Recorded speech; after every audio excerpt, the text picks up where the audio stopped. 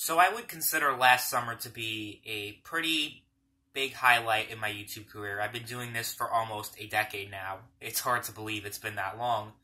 But yeah, for almost 10 years now I've been doing YouTube.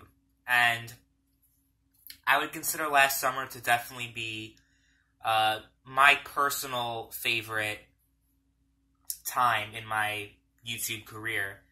Because for many years, pretty much ever since I started off as a 10-year-old kid that made cringe webcam videos, and it was just awful. But ever since that point, I spent the first few years of my YouTube career pretty much being an unknown. Nobody knew who I was because I just made, like I said, cringe videos, or I just made, like, stupid videos that people, like, didn't care to watch, or if they did watch, they were just like, what the fuck is this? Because I was, like I said, I was a little kid that made weird videos. I still have some of them saved on my hard drive, so if you guys want to ever see them down the line, let me know. But for those first, like, 2 or 3 years, I would say that I was just making videos for the lols. Not too many people knew who I was. And then that kind of started to change in 2011. I was a big part of the wrestling community on YouTube, and that's kind of where I started to get some recognition. But then in 2012 was really where I started to really get noticed. And ever since then, I pretty much became vilified in the YouTube community.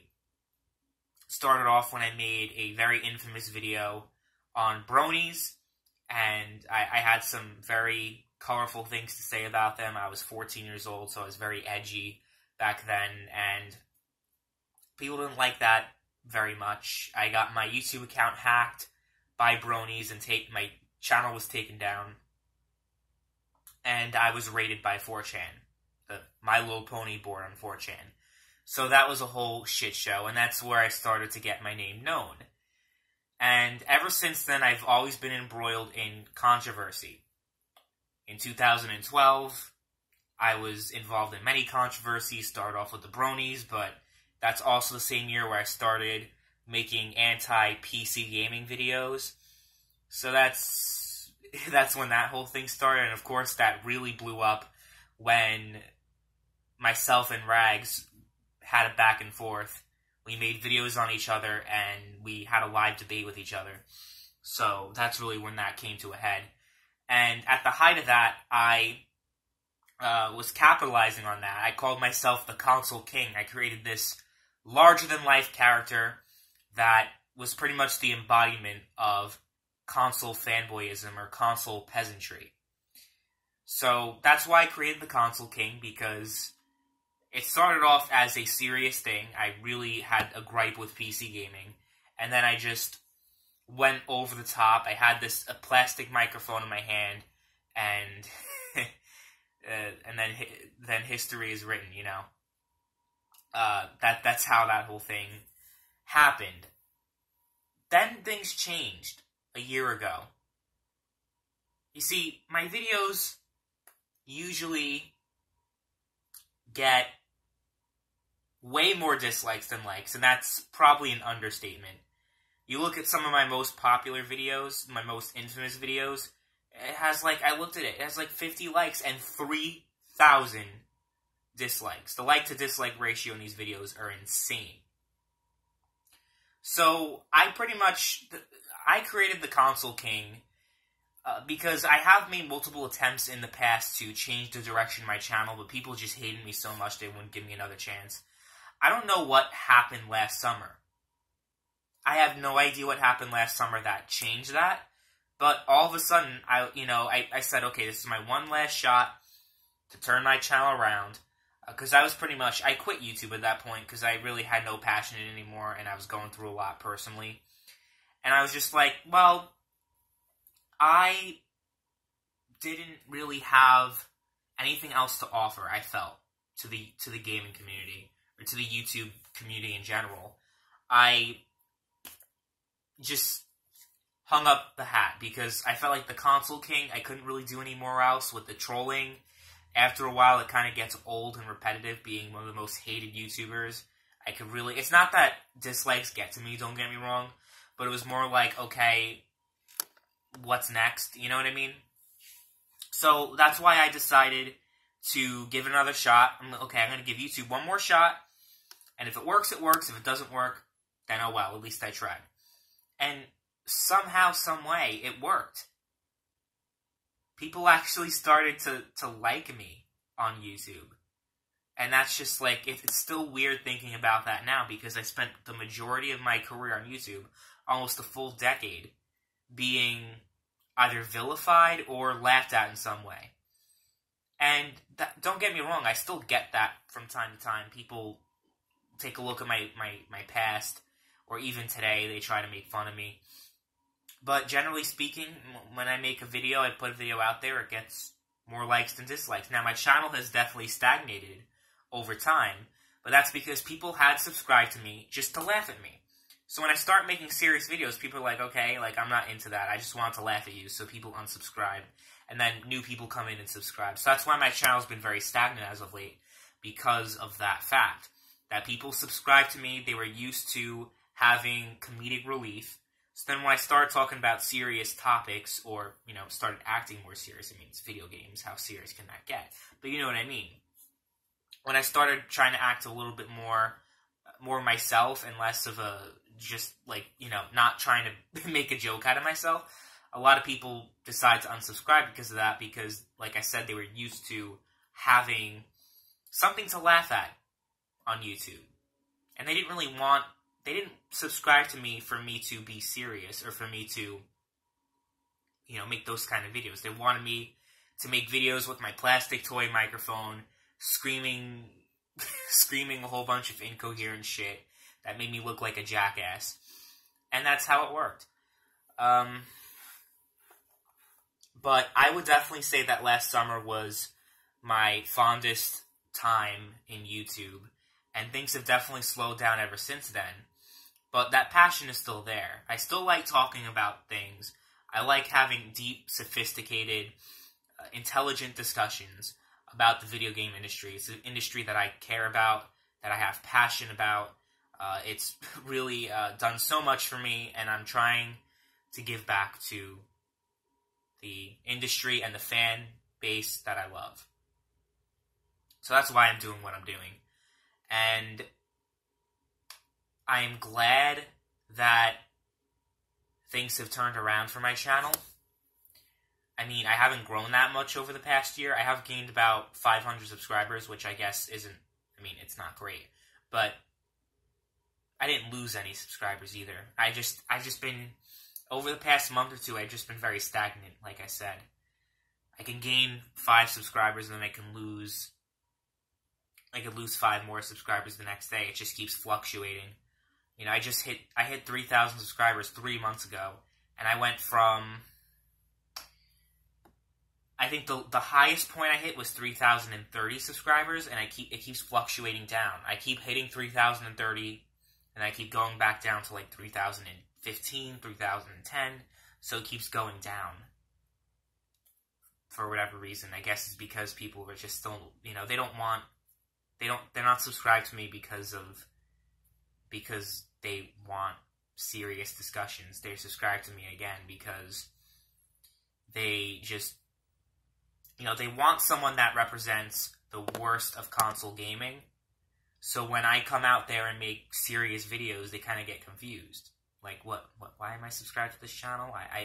I wanted to watch this guy because he was a fucking jackass, and now he's being all like professional and serious. It's like weird. So I don't really know what my long-term ambitions are for this channel. I'm just gonna keep doing what I'm doing and talk about things that I find interesting. Of course, I have other projects too, like politics and other things.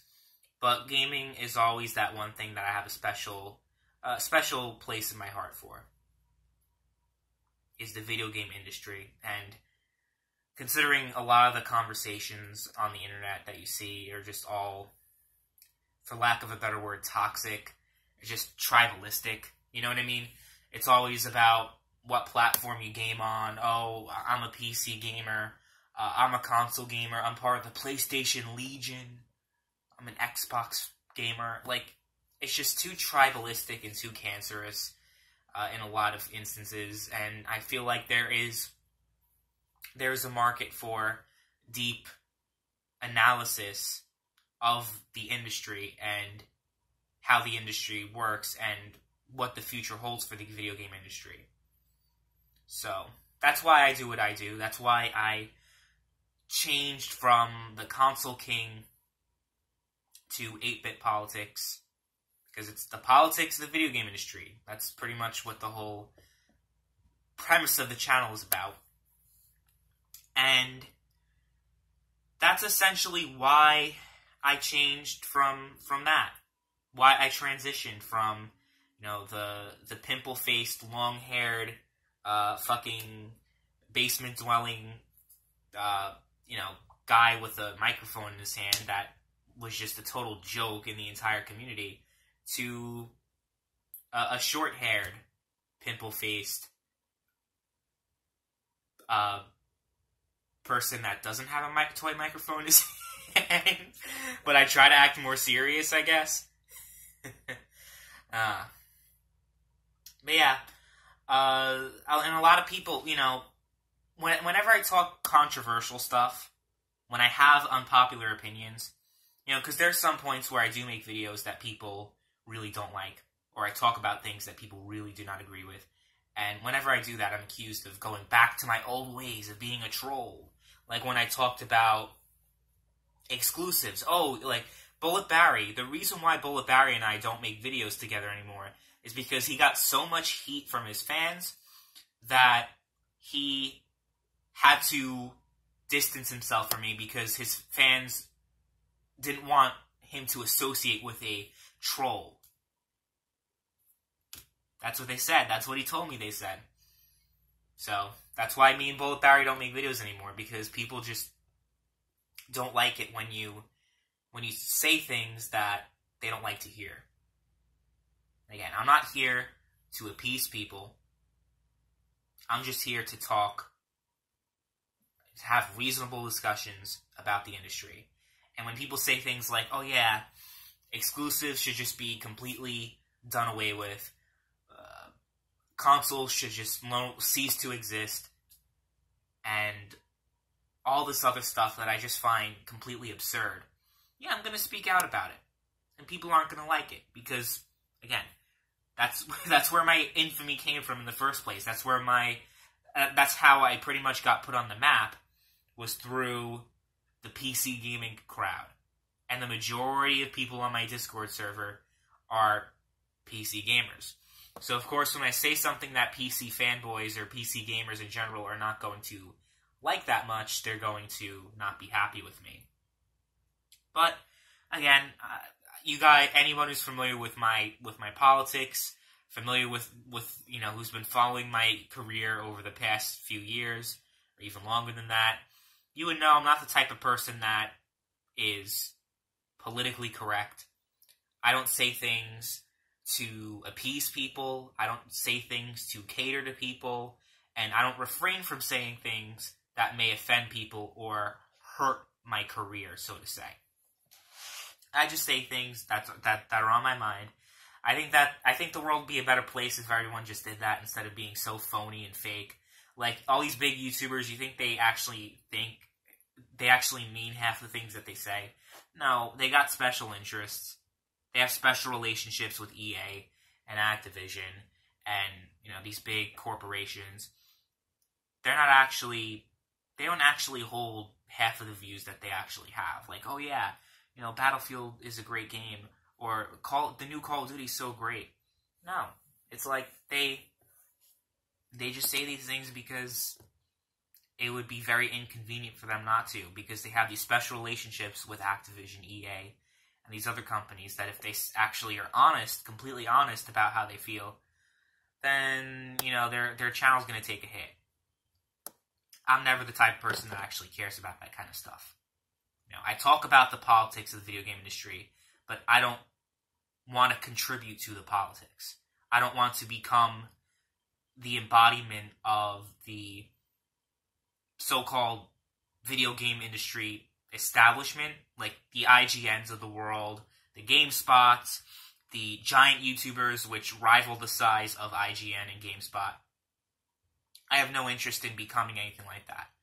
I am always going to be anti-establishment, but I'm also going to say things that people might accuse me of being pro-establishment for, like saying exclusives are actually good for the industry, or comparing used games to piracy just makes no sense, and saying these other things that people are going to be like, oh, well, you're just a corporate slave, or saying, look, here's the reason why Sony doesn't have cross-platform, and why really it makes no business sense for them to implement cross-platform. I don't say these things because I have a special interest for Sony to do these things, or a special interest for Sony and Microsoft to, so-called hold their games hostage, which is, a nice phrase that PC gamers like to use when, they port beg. But I don't have any special interest. I just say things, I always have this philosophy, whether it's 8-bit politics or if it's no party politics, which is my political channel.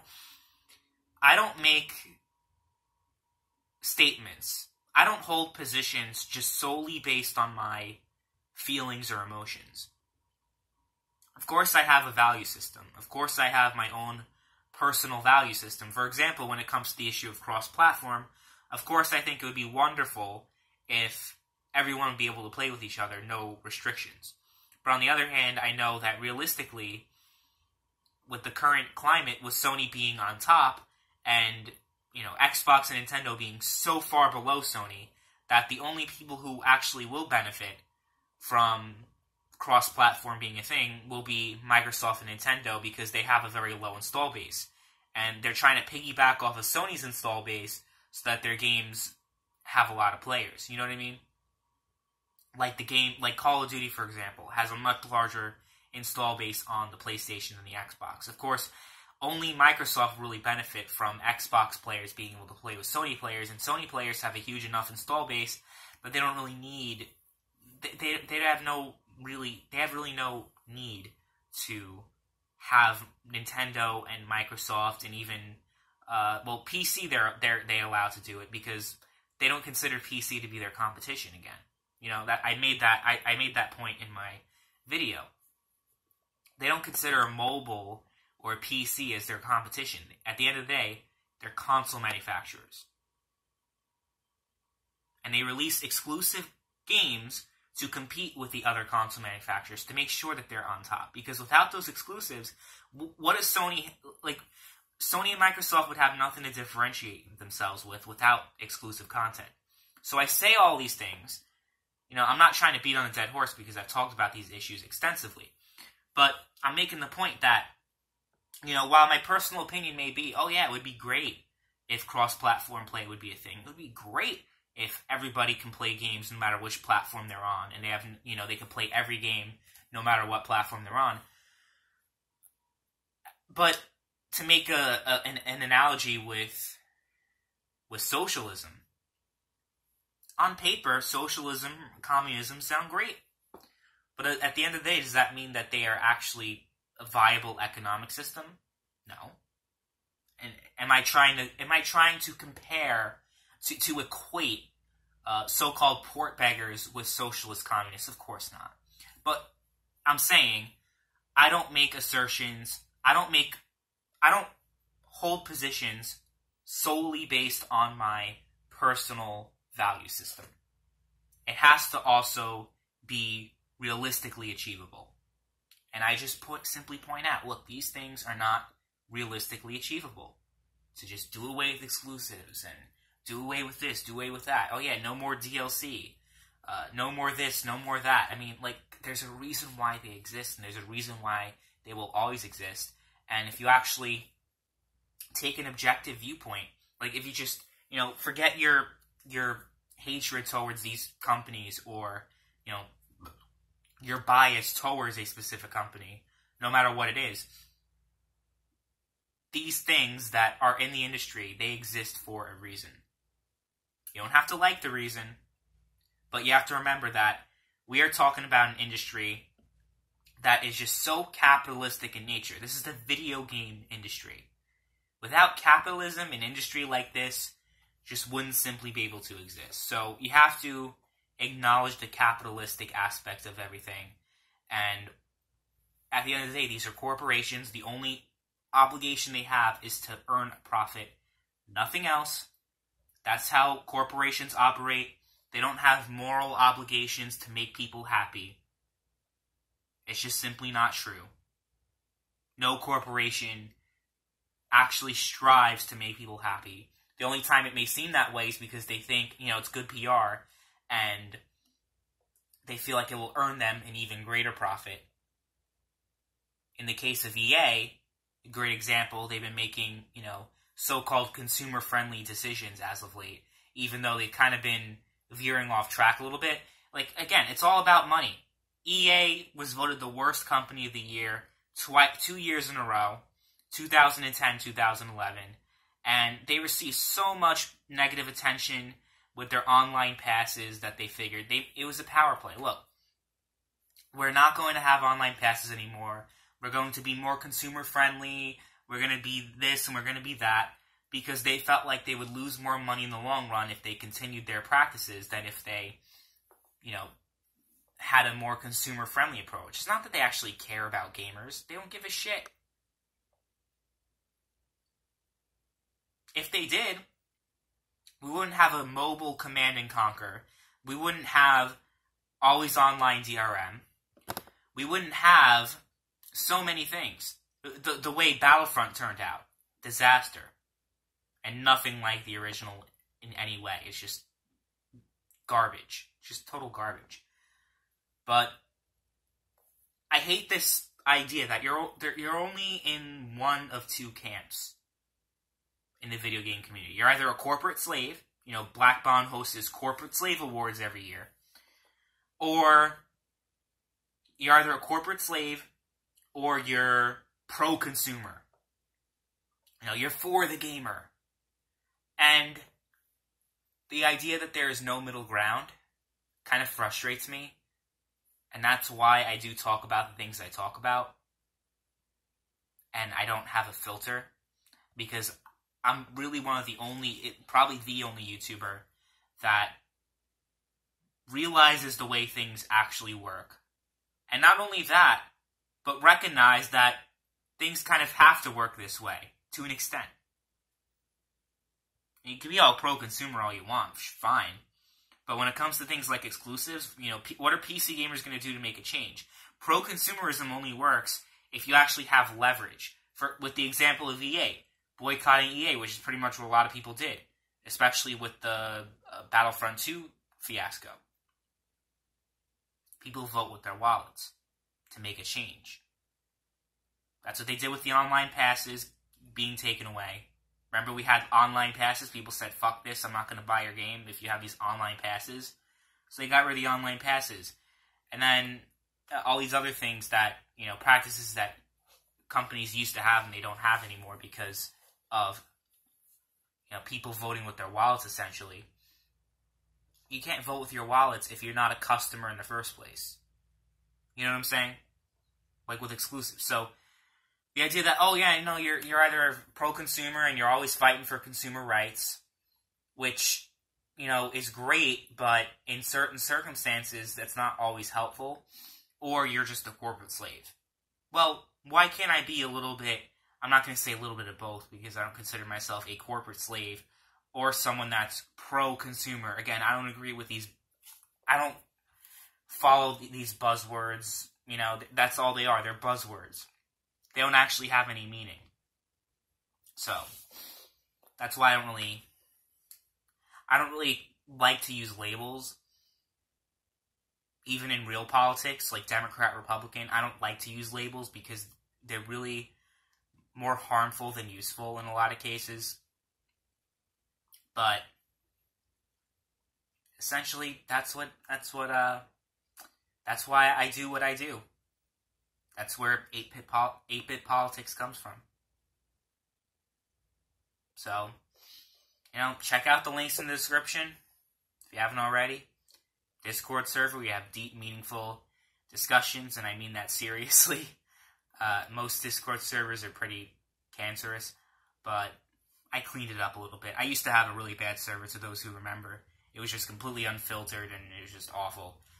I kind of got that under control now, so it's a nice place to go to if you're interested in video game industry analysis and discussions and debates about certain topics. Or just if you want to chill with people, recommend some games to some people, whatever you want to do. We have all that stuff. And I'm also trying to launch a subreddit. I have a whole bunch of other stuff that I'm trying to get into. But yeah, that's pretty much, I guess, I don't know. I was really originally planning on talking about something specifically, and I will do that next video. But I just felt like I should have, I just kind of veered off track a lot. I was originally supposed to talk about esports. That's kind of where I was getting at, because I was talking about how last summer, it was a very important time. It was a very meaningful time in my YouTube career. But there was one kind of big controversy I was involved in, and that was with my comments on esports. So next video, I will talk extensively about esports. But this is just a very informal video, just talking about my philosophy and my way of thinking. And, some people can like it, some people don't like it. It really varies. If I say a certain thing that people don't like, the video is going to get a lot of dislikes. But if I say something that people really like, it gets a lot of likes. So, I don't consider myself to be a populist, someone who just goes along with popular thought, and someone who I don't get involved in the politics, basically. Even though my channel is called 8-Bit Politics. You know what I mean? I don't get involved in the tribalism, the plastic tribalism, I like to call it, which is, oh yeah, my piece of plastic is better than your piece of plastic. It's like, who gives a shit? Yeah, I just thought I would have a little bit of a conversation with you guys about what inspired me to do what I do, and why I like to do what I do. So, let me know in the comments down below. What are your thoughts on the way my channel has been going lately? Is there a lot of stuff I've been doing that you agree with, you don't agree with, the things I've been saying? And do you think I make strong points? Because that is something I strive to do. I don't just say crap. I don't just try to shoot crap out of my asshole. I really try to do research into something and try to be objective before talking about something and trying to look at both sides of the situation. So, if you think that I'm biased, or if I don't have strong points to back up my claims, that's fine, but that's something I strive to do. And with that said, it's almost a half hour long. I really didn't intend for the video to be that long, but shit happens. Anyway, stay tuned for next video, because it's going to be a very interesting and controversial topic, as a lot of my videos can be. But who knows, maybe the video after that, people are going to like. I have a feeling they actually are going to like it. The video after my next video. So, we'll see. Anyway, thanks for watching. See you guys later.